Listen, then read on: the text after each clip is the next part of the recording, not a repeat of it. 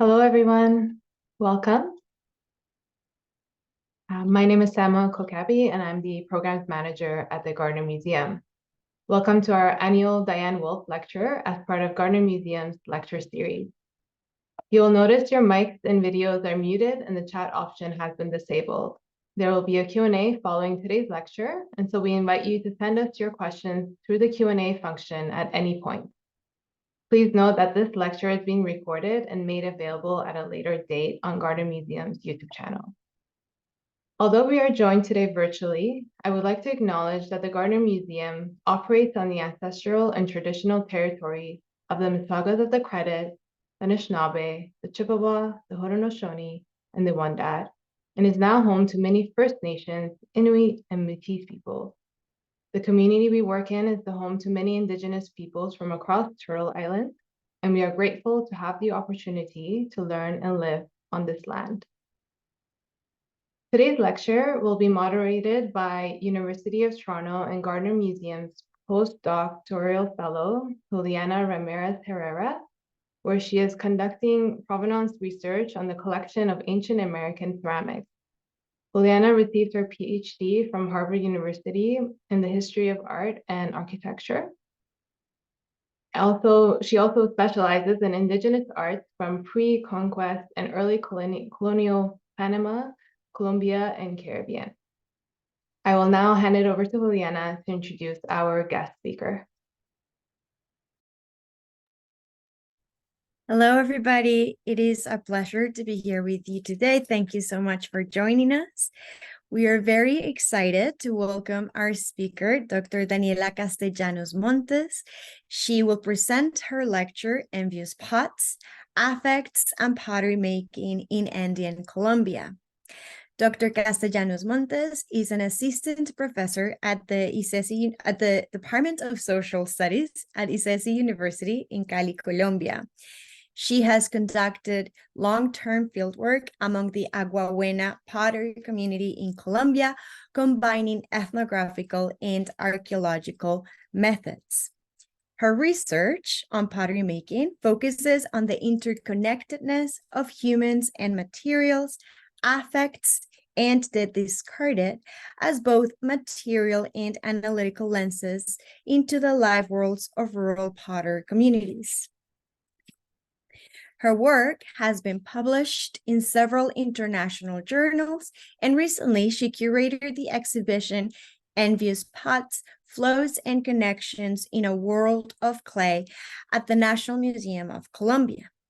Today, by studying the life world of Eli, a prominent maker from Aguabuena, Dr. Castellanos Montes will explore emotions in pottery making. Specifically, she will examine envy as a relational dynamic that emerges from clay's material capacities, entangling people and clay objects. We hope Eli's story and his envious pots provide us as friends and visitors of the Gardiner Museum with new avenues for engaging with and relating to the objects the museum houses. Without further ado, let us welcome Dr. Castellanos Montes. Thank you very much, Juliana, for this generous presentation, and hello to everyone. I'm very pleased to be here, and I'm thanking also the Gardiner Museum for this great invitation.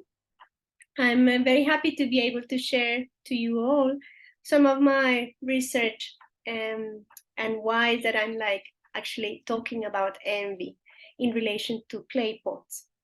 So I'm going to share my screen because I prepared many pictures for you today. So it's easier maybe to kind of see what I'm trying to describe by words. I want to start introducing you briefly to Aguabuena pottery community in the Colombian Andes, and by introducing you to them, I hope to show you how I started to be interested and to research about craft and what has led me to study envy in relation to clay pots. So I first arrived to Aguabuena in early 2000, to conduct ethnoarchaeological fieldwork.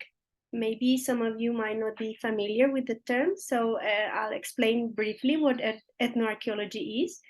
It's basically a methodology of archaeology consisting in answering archaeological questions through ethnographic methods. As you may know, archaeologists oftentimes find traces of people or societies who did not leave any written records.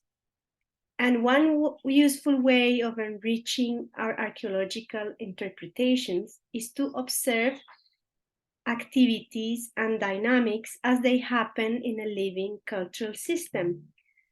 So at that time, when I first arrived to Aguabuena, it was a small rural pottery community located in one of the hills surrounding the Ráquira municipality in Andean Colombia. It was a community related by kinship and compadrazgo ties. They had also a shared land tenure system, and they did the clay objects in the same way. It meant they had the same ceramic technology and also the same firing system. So this is a map of Ráquira and Aguabuena in Colombia. Here you see the silhouette of Colombia, and this corresponds to the Boyacá department where Ráquira is located. And on this side, you see Ráquira's political distribution in rural districts. So Aguabuena is in between two rural districts, Pueblo Viejo and Candelaria Occidente, and corresponds to a hill. This is one side of Aguabuena. So this is a hill, and all you can see scattered workshops, ceramic workshops. You can also see how the traces of ceramic production leaves kind of profound marks in the landscape. We can talk about it later if you would like. And here there is another zoom. You can move this, you can see better, of Aguabuena. So you can see it's a hill, and scattered across the hill, you find all the workshops of the potter families. I want you to notice to this detail, which is like a long chimney that corresponds to a chimney of a kiln. The kiln is one of the main features of a workshop. Also, you can see here like a roof. Under this roof, you find the structure called enramada, which is an open space where most of the manufacturing tasks take place. And attached to the workshop, you find a household of the family. So ceramic workshops is also are also the place where potters live. So when I arrived, I found approximately 130 people spread across this hill, and each potter family consisting between 4 to 6 people living in this structure, which correspond both to a household and the ceramic workshop.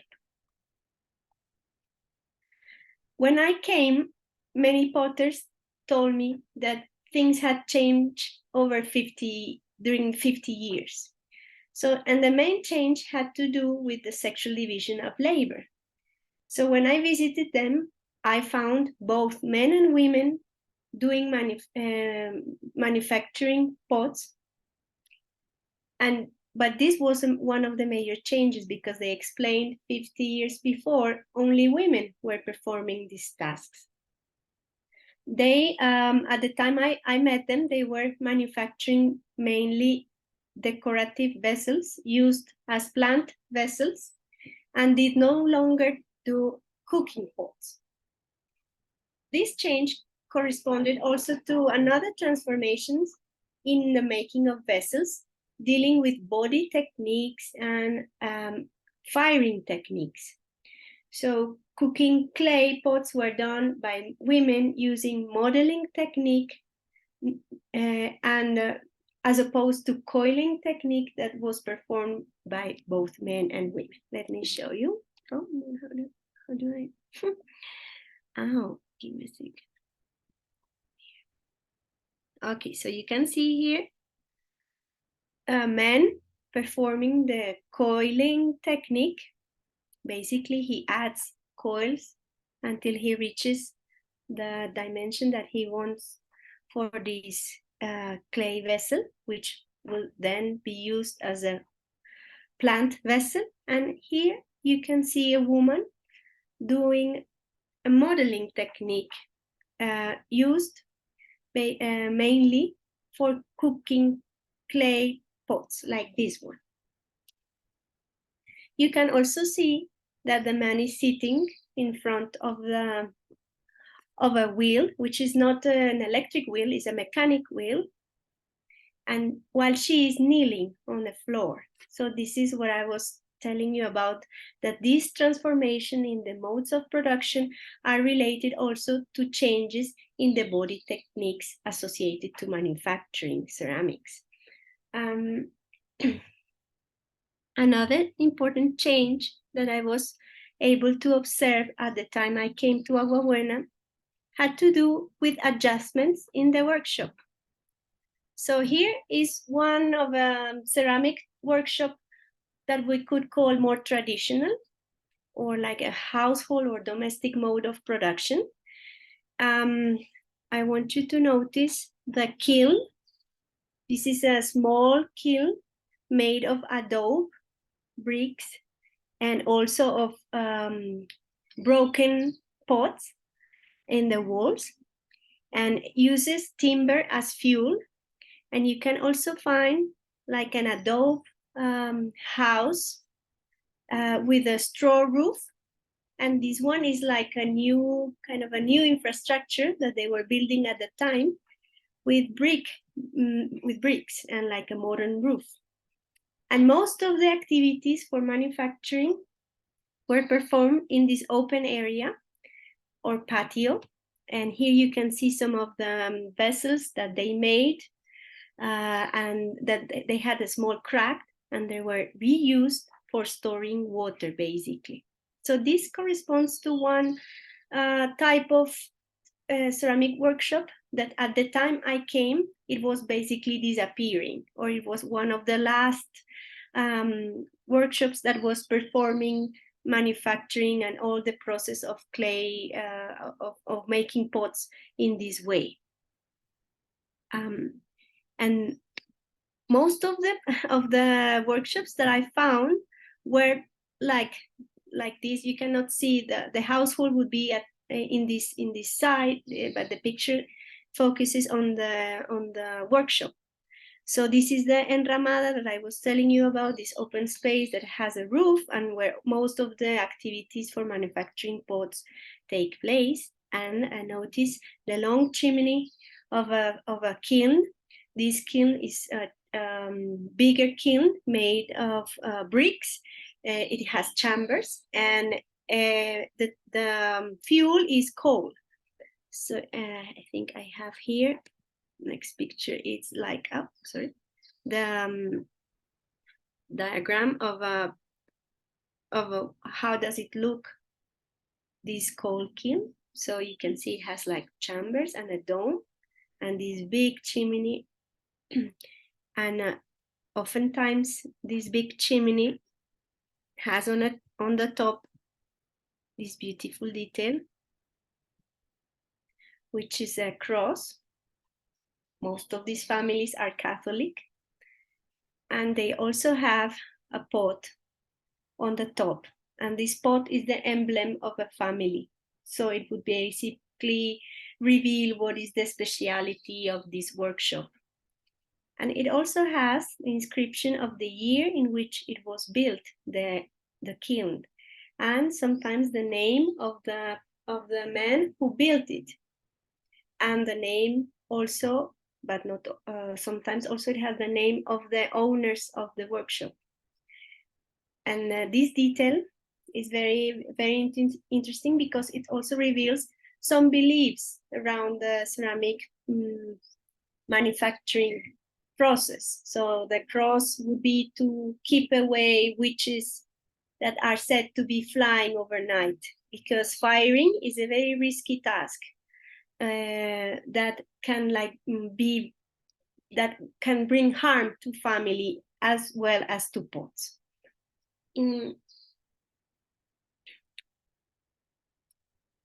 So what I found in early 2000 was a very dynamic setup where some adaptations were taking place and some transformations of mode of production, of gender roles, or firing techniques. And it was, for me, it was a bit troubling because the literature I had reviewed for my project basically show a different setup closer to the more traditional workshop that I showed you in the picture. And nowhere in the literature I found a description of these transformations.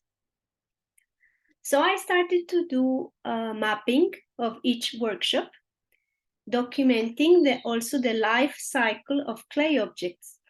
My aim was to construct a model in which I could establish the density and location of disposal areas inside the household that eventually would become archaeological records. And I came along unexpectedly, like many things in research, with one of the main findings of my work. First of all, I have to say that when I came to Aguabuena with these archaeological questions, but in this ethnographic setup, I found, I was surprised because I found clay objects and vessels in places that I wouldn't expect them to be, or that at least an archaeologist would not expect them to be. And I want to show you some of the pictures of these surprising places and uses of pots that I was able to document. So this was a striking image for me because I found many broken vessels lying next to the road. And though I thought that they could be discarded, let's say that they were with no use, and so they would become archaeological record. For potters, these pots were useful still, although they were broken, and their use was basically that they would become eventually part of the pavement of the road. So in these roads in the rural Colombia, oftentimes they're not well maintained, or they don't have pavement. So for a solution for potters was that the same pots becoming fragments will help to make the road, to keep the road maintained. So this was for me surprising, because I couldn't think of this or anticipate this use of clay pots unless I would be in this ethnographical context. Another surprising image for me was this one that is in the flyer of the talk and corresponds to a wall made of clay pots, all of them broken. They were broken because of the envy of the neighbors. And the potter woman who lived in this workshop had built this wall to protect herself from wind. So all these pots had still use, no? They're not disposable objects. This is another image, quite funny, because I found a clay vessel on a tree, and it was like a house of a chicken. So oftentimes I would find clay objects flying or in places that I wouldn't think they could be. That's what I wanted to show you, these pictures, and how it was surprising to see all these objects fulfilling all these tasks that maybe I wouldn't anticipate from the archaeological point of view. And this image is also interesting for me and striking, because here you can find a path made of thousands and thousands of fragments, of ceramic fragments. So as you may know, archaeologists oftentimes find broken pieces, shards, cracked objects, fragments as the main findings in their research. And from these fragments, they have to build interpretations about how people lived, how they felt, and their worldviews. Because fragments are the matter out of which our theories are made, I was trying to establish back then how things, mainly clay pots, broke, and what were people doing with these broken objects. While trying to answer these questions, I found a fascinating story told to me by Eli, a well-known craftsman of Aguabuena in his 60s, who introduced me to pots envy. He told me that some vessels were envious and made other pots broke inside the kiln during firing. So the existence of envious clay objects caught my attention, as nowhere in my previous archaeological training had I come across such an idea. This is Ali, and this picture was the same afternoon that he told me this fascinating story. This is a look inside his workshop. This is part of the kiln, and what he's doing, he's taking raw clay objects to bring them inside the kiln because he's preparing for the firing. I was introduced earlier in my fieldwork to envy. So Ali was not the first person to talk to me about envy. In fact, envy had been a recurrent theme in conversations among potters and with non-potters, in which Aguabuena people have been always portrayed as conflictive, quarrelsome, or egoistic through comments like quotations, Aguabuena are the most envious people, or envy is everywhere in Aguabuena, end of quotation. Eli's statement, however, revealed another side of envy's exacerbated presence in the place. While it was common for potters and some scholars also to talk of human envy, his words highlighted that in Aguabuena, not only people were envious, but also objects were envious, and that envy saturated and permeated not only social, but also material relations between potters and objects alike. So Eli's words sounded as if there was a whole conspiracy between things and humans and in between things themselves. In 2009, I returned to Aguabuena for a long-term fieldwork. My plan was to ethnographically explore the envy of clay objects. How is that pots are or become envious, or are they the only thing affected and being affected with this emotion? How is there envy related to envy in humans?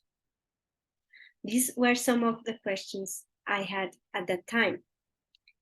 Few things have changed since my first fieldwork in 2000s.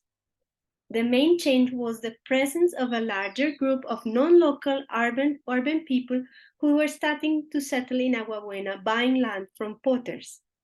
These people claimed an ethnic identity related to pre-Hispanic groups no longer present in the area.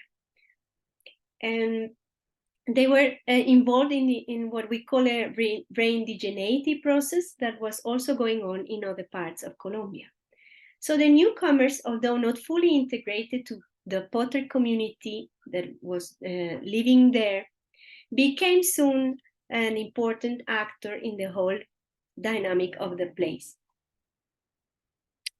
I also found that many potter men were starting to migrate to towns or became miners employed in the coal mines nearby.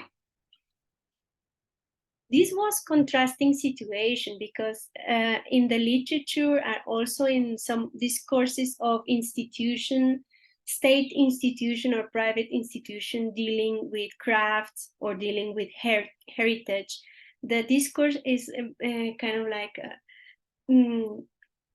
saying or portraying that craft making is a very important activity, and that there is a whole pride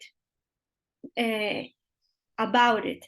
But this discourse did not correspond the reality of potters.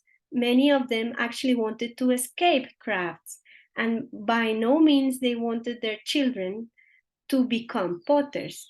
So what I found in 2009 was that many men had migrated to towns, and that many families had as a plan to relocate themselves in cities in order for their children to start like a formal education and to join universities and stop being potters.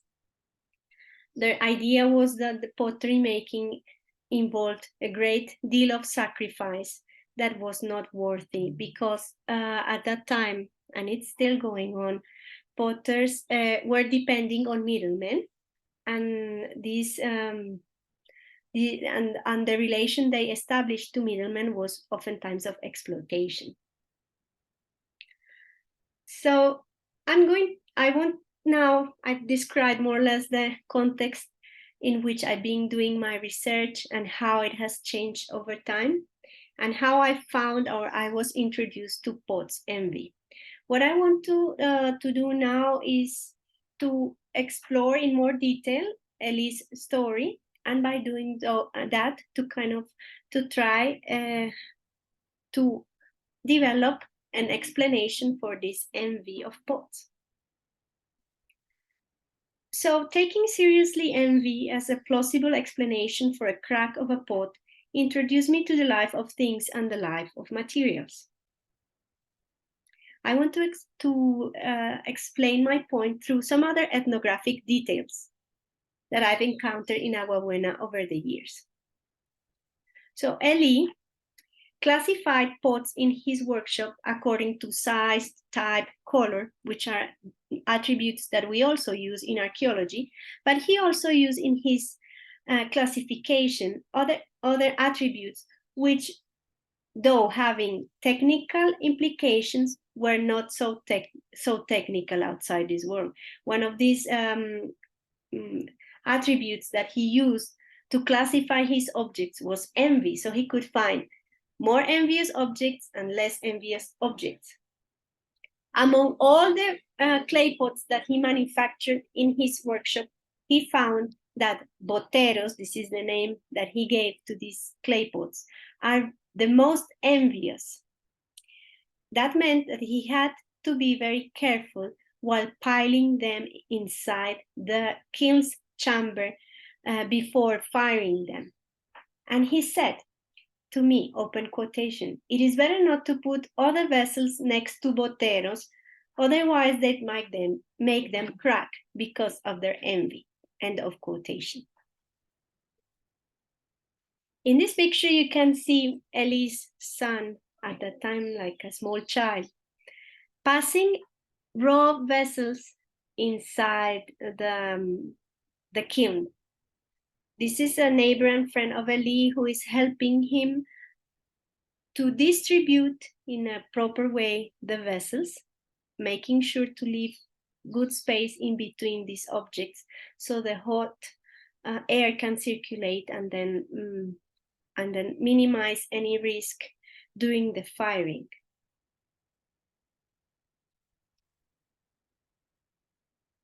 Here you see Ellie and his friend Mono piling carefully the objects, and here you can see a bit of a botero type of objects. So botero, he said to me, were his workshop's specialty and the most envious pots. They were big, fat, heavy, like Botero's drawings. So he's referring to Fernando Boteros, the famous Colombian artist. Of course, naming a pot after one famous Colombian artist shows Ellie's intellectual engagement, which he often used to stand out among the rest of Aguabuena potters. But above all, boteros were, quotations, uneasy, because boteros were demanding for crafting, risky to fire, undesirable for others, like middlemen who would come to his workshop to purchase them. Besides being envious, they were delicate, an expression implying not only material fragility, but also wicked and deceitful qualities. All these aspects made them scarce objects in the craft market, since Elie would rarely fire more than 2 or 3 pieces of the kind at a time. Elie's relationship to boteros draws on the potentialities of objects to affect people's lives, an existential dimension present in other crafts in which the intersubjective relation between craftsmen and material usually mutually shapes one another. I'm thinking here in examples about marble, wood, glass, to cite few crafts in which there is being always a deep implication between humans and objects through the materials that kind of are said to have an agency or a will that lead the craftsmen into the transformation, and in turn, craftsmen are transformed too. I'm going to introduce you now to another potter of Aguabuena. She is Doris, who is a neighbor of Elie and referred to clay as an unstable material having its own will. In her words, I open quotation, some clay shrinks and some do not, and no one knows why. End of quotation. This fact has consequences once the vessels are cooked in the kiln, as clay pots might become twisted or cracked due to this aspect of clay, of being unstable. To her and other women I've known, it's important to always be happy or try to think positive when you are making vessels.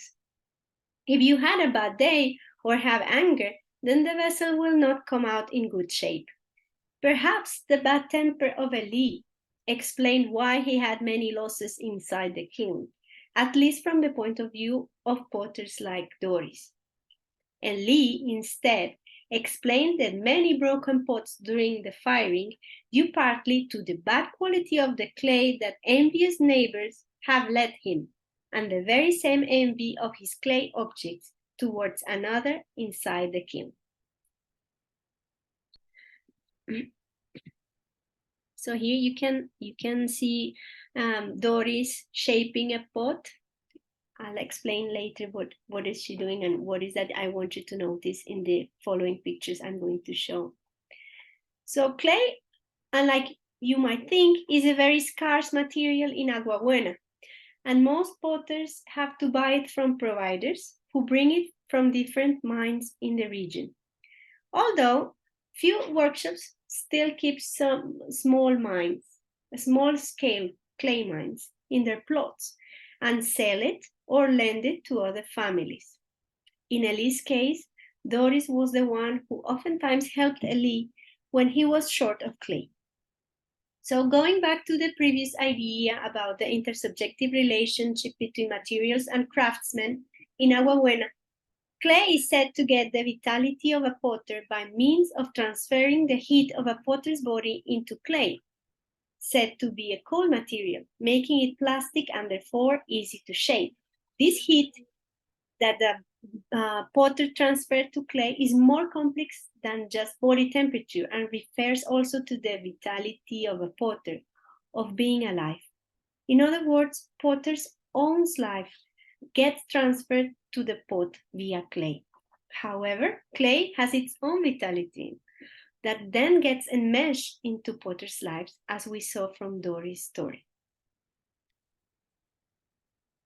I want now to try to develop a possible explanation for all these fascinating ethnographic details that I'm trying to show you.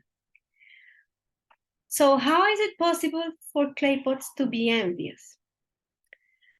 Maybe the idea can be hard to believe for some of us, especially if we agree that envy is a human condition. We can think of envy, and this is how literature has described it, as a feeling, some other literature even as a vice. Anyway, it's a subjective mental state, which is said to be universally corrosive and destructive. In anthropology, most accounts explore envy in relation to its negative impacts on individuals and society, causing illness or death in people and troubling and undermining communal life. Aguabuena community and Potter's lifeworlds have shown me other aspects of envy.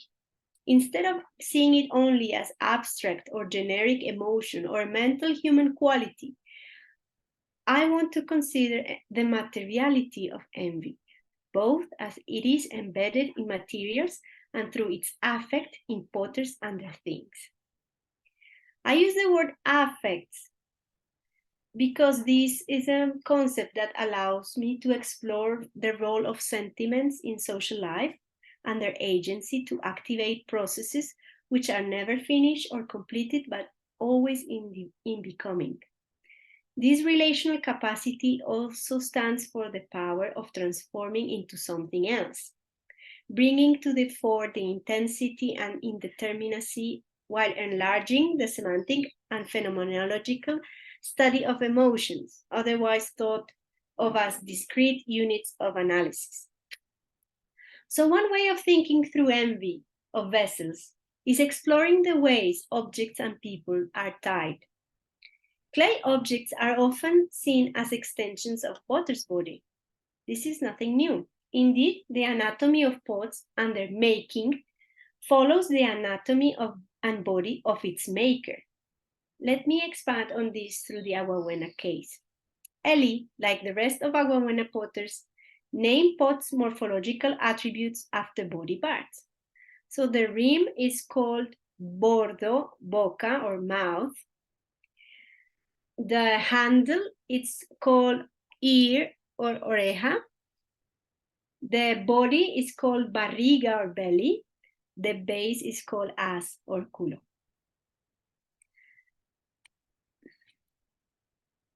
Another way to address this continuity between the clay object and the maker is by means of a pot being an extension of a potter's mind. This is also a point that is being explored in the literature. Some artists and scholars have explored this idea further by arguing how a vessel materializes a craftsman idea, like a blank canvas waiting to be painted. Clay waits to be shaped into a pot. In this perspective, the material appears as inert matter, and creating is more an intellectual activity, rising first in the artisan's mind and then being transposed in the matter. This rather scholastic point of view, from my view, neglects the interaction between the artisans and the material, the dialectics between acting and being acted upon, and ignores more active engagements or possible agencies of material on the potential outcomes of this active engagement. Another alternative to think about this is to take into account the materials as the stuff things are made of, said by Ingolf, and follow the story they have to tell us. So the continuity between pots and potters point one way or another to the plasticity of clay, one of its key properties. Plasticity, this capacity, has been explored for technical studies in fields like experimental archaeology, revealing aspects of the ecology of potter communities and also decision-making processes, not necessarily related to the efficient use of natural resources. However, I want to raise another aspect of plasticity, and is dealing with the capacity of being molded, altered, a process by which it in turn affixes many of the acts it performs with the mediation of human and non-human agents. Regarding technical procedures, clay retains water and interacts with the type and quantity of temper added to become malleable, and later on in this process, heat resistant.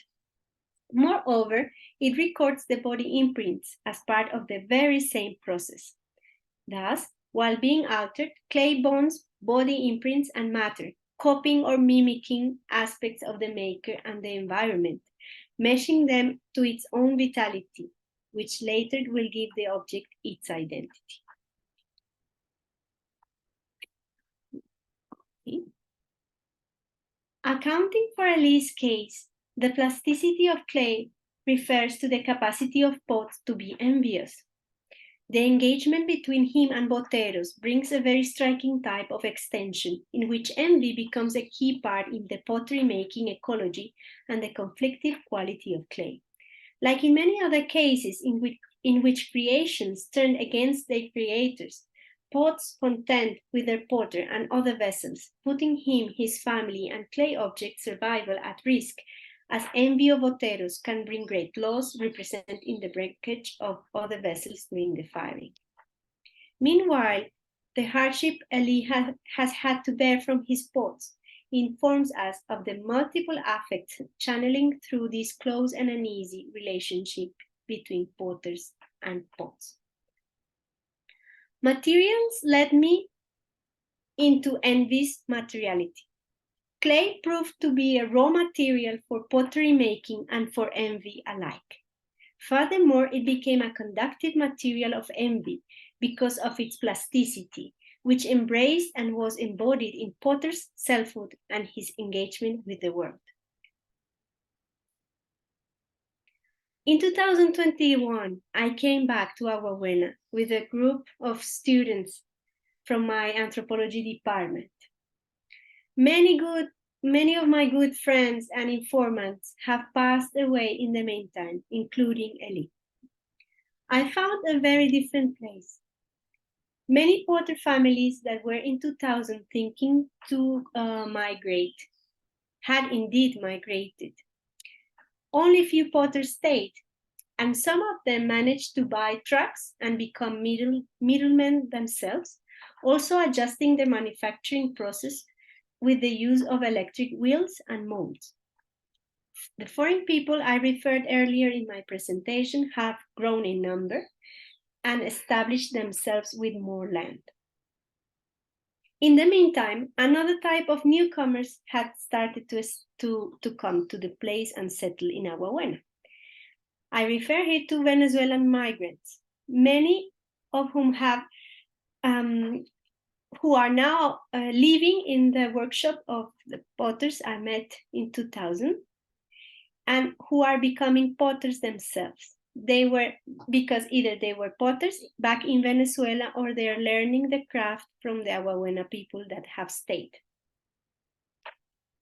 This, of course, adds new elements to this whole dynamic system, which is craft making. Throughout my presentation, I have tried to show the changes I've encountered in Aguabuena during my visits. I want to highlight this because I find a trend to see or to portray pottery making and pottery communities as fixed and static. Unlike this image, what I found is a very dynamic community and a very dynamic craft that has changed radically over 100 years. Many people are concerned because they think that the pottery making might disappear or is in danger. One of the reasons is, as I told you, many potters do not want their children to become potters. But this is only one way of seeing this whole phenomenon. I've known that many families that went away and migrated had come back for some periods of time. When things don't go well in cities, they come back to the workshops and start and retake their craft making. And now the presence of Venezuelan migrants is also bringing new elements to the pottery making of Aguabuena. This is partly the richness of the ethnographic record that allows us to discover many nuances and many dynamics that perhaps the archaeological record does not allow us to see. The archaeological record is no static, but it has other dynamics. And also we have to take into account that we're talking about different time scales. Oftentimes I've been asked by my archaeologist friends and other archaeologists, how can they know if they find a crack in a pot or if they find a ceramic shard that this fragment is related to envy? So how can they be sure that the materials they are finding in the archaeological record are telling them about envy? We could possibly make the same type of questions regarding the objects, all of them very beautiful, that we encounter in the exhibition of a museum, where we rarely see broken objects. We basically are exposed to beautiful, complete objects. I want to raise up this question: which type of other stories, alternative stories, can objects tell us besides the one that we already know? One thing ethnography does to archaeology is that it enriches our imagination. For me, it would have been impossible to think of envy the way I've been trying to show if I wouldn't have encountered Aguabuena people and taken seriously their experiences. Potters showed me, indeed, new ways of thinking that had great impact in my analytical approaches. For instance, Ellie's system of classification of objects, including a scale of envy, is something that I'm still trying to work through. Likewise, other potters have showed me how colors, for example, in pots, can reveal a whole sexual closeness between a woman potter and the kiln man. So if a pot is darker, it would mean that there was a closer relationship between that woman and that man. I won't explore this. Maybe I can be invited once again and tell you in more detail what is this whole sexual dimension of craft making, which is very important and always present in not just in the materiality, but also in the practices and ways of living of potters. The clay objects I've shown you through my presentation are very ordinary, and much so if we compare them to the beautiful objects they have at the Gardiner Museum, for example. However, I want to show you how in this ordinariness of objects lies also an extraordinary universe that I hope I managed to show you through my presentation. I want to close this before giving space for the questions and comments that I look forward to hearing them, is with this picture. This picture corresponds to the chimney of Ellie's kiln. You can see here that his workshop was named El Diamante. You can also see that the kiln was made in March 1999, and then there are the names of the guys who made them. And well, this picture corresponds to the precise timing when Ellie, who was a potter, but he also was in charge of the firing, when Ellie is leaving, as they call it, his kiln. This means that the whole process of the firing is finished. And I know this because of the quality of the smoke and the color of the smoke. And another attribute, which is also very fascinating and not so technical for archaeologists, which is the sound of the smoke and the sound of the kiln, that guided kilnmen to know when to stop adding fuel into the kiln. Thank you very much for listening, and I look forward for the questions or comments, as I said. Thank you so much. That was great. Thank you so much, Daniela. Okay, the questions, the Q&A open. Feel free to type your question. You can find the little icon at the bottom. Maybe while people think about, put together their thoughts, I wanted to ask you, and it's actually very appropriate how you finish your talk, about the kiln more, as this kind of third space. where the potter kind of gives up control of the pot, right? Because you explained very beautifully the relationship between the maker and the clay and how his or her body informs the shape of the clay, but then the clay is also like affords or stops the potter from shaping it in certain ways. After this very intimate relationship, then the vessel's going into the kiln. And that's a space that humans cannot enter, right? Like we wouldn't survive it. So I was wondering if you had more thoughts about the agency of these space that is, and the interaction now, not of the potter and the vessel, but the vessel and the kiln itself. Like what happens there? What are the social dynamics of that space? Well, as you say, it's a very magical moment, also very risky one.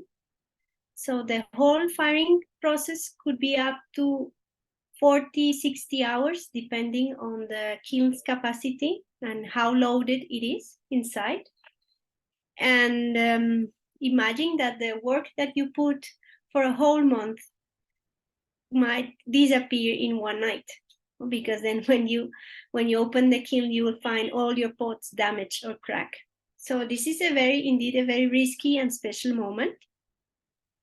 I think, although you might think that pots are left unattended, or there is no way of intervening on the process, a kilnman, which I said most of the time is someone who is also part of this same family, takes care somehow of the pots inside of the kiln. And the way he takes care of them is because they have the kiln. Let me go back to the picture of a kiln. So the kiln, it's not here, but the kiln has a brick that you can remove. Yeah, it's kind of it opens up a small window. It's called punto. It's the punto of a kiln. It's like a location, special location from where they control the inside chamber. So they remove it once in a while to see how the heat is going on by looking at the color of the heat of the flame inside.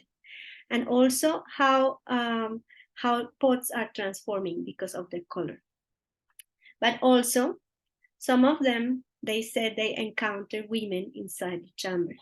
Yeah, a woman like that appears. Of course, this is very toxic fuel. Coal is very toxic, right? And maybe this is also due to its toxicity. But they say they see women that are kind of inviting them to go inside the kiln, right? And they also put some salt inside the kiln on a broken pot. It's like clock, no? It becomes a measure of time. And when they no longer see this sand, this sand or this salt, it means that the pots are cooked. Also, I said that some kilns make a roar, like a sound, special sound, and you also have a smell of the smoke and the density of the smoke. So there are many ways that the kiln tells the kilnman that it's time for him to leave it unattended.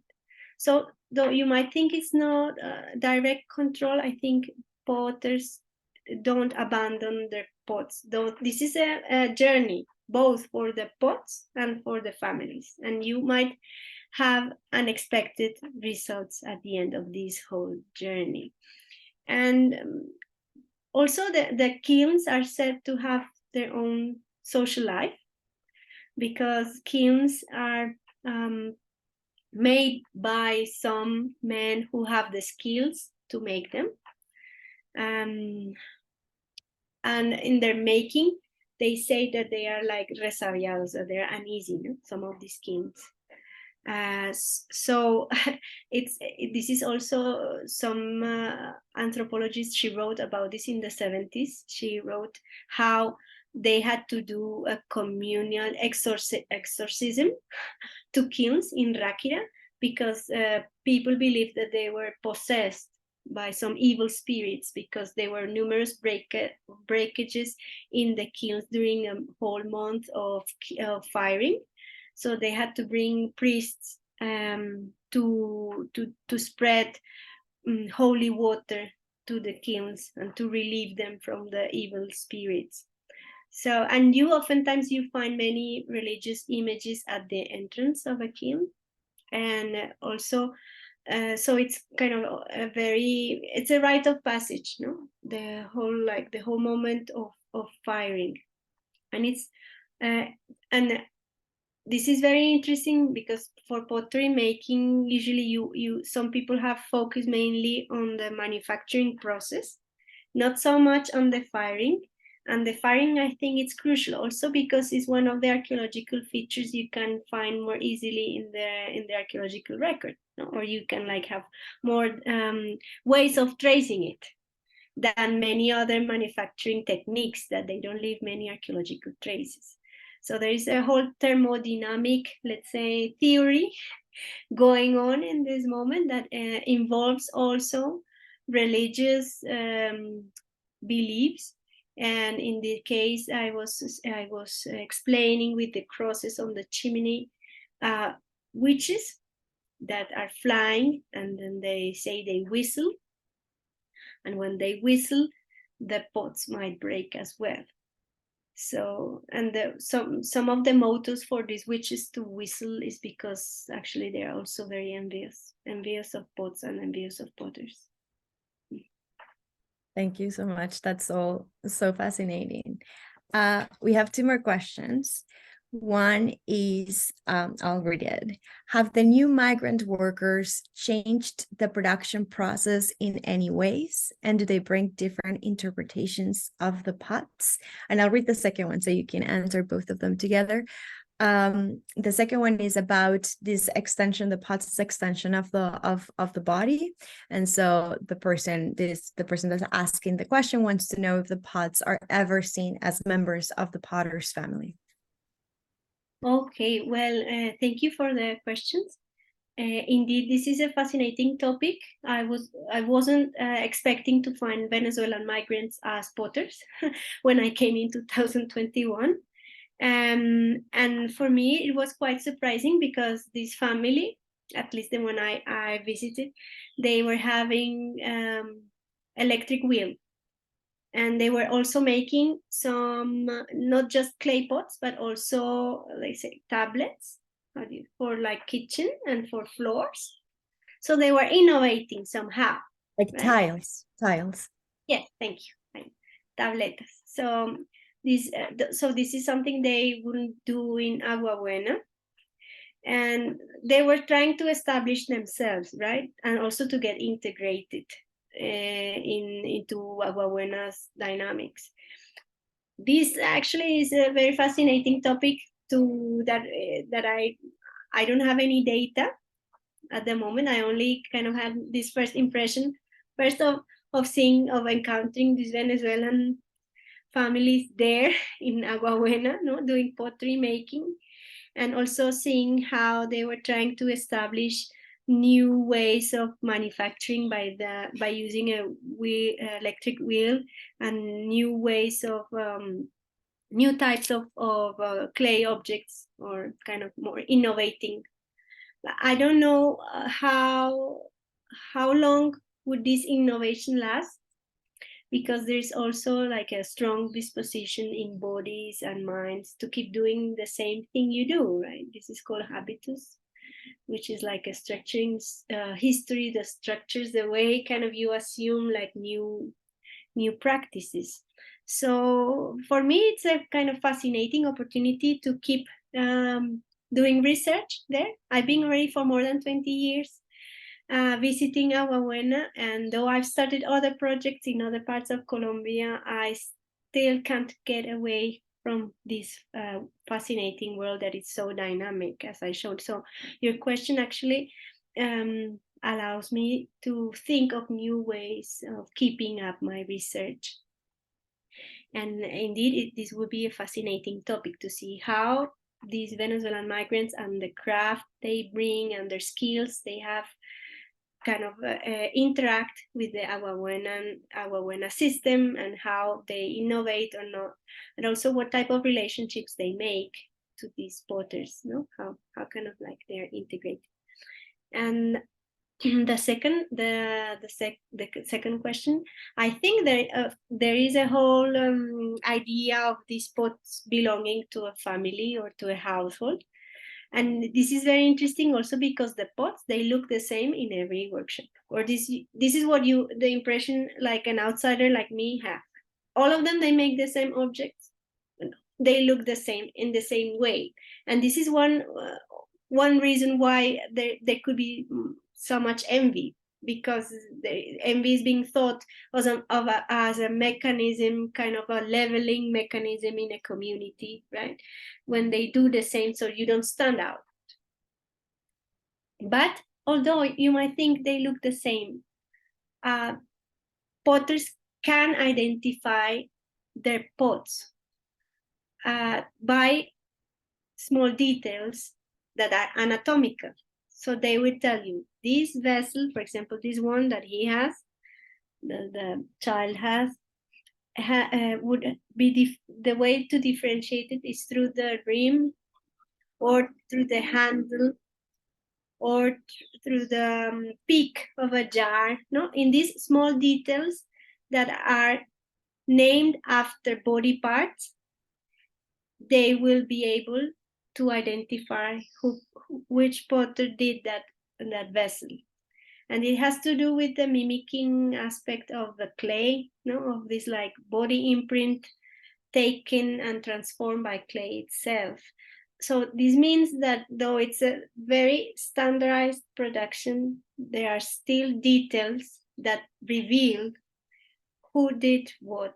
And in this sense, potters do belong to one potter and their family, no?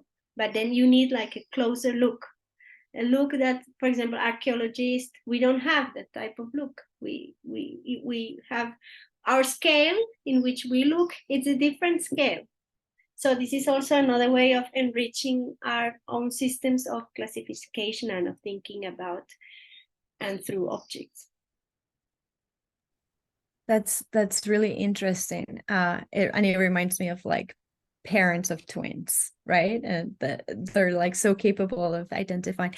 And just to close the talk, but it brings up also this idea of whether pots behave differently too, in ways that we can't perceive, but that is evident to makers. Daniela, thank you so much for joining us. This was such a pleasure. So many things to think about. The pictures were gorgeous. And thank you so much for joining us. And thanks everybody for coming. I hope you had a good time. Thank you. Okay. Bye everybody. Thank you.